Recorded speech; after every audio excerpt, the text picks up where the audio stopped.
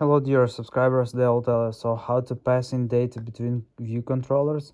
So actually for doing that you just need first thing you can also just when you implement new view controller you can also just add this property from a class, and after just set there some value. So after present this view controller, so like here you can see it. Also you can do it with like with delegate, or you can also just use a callback for that. So you just need to set also in Swift it's closure, so you can also just pass data with closure, and actually it will work.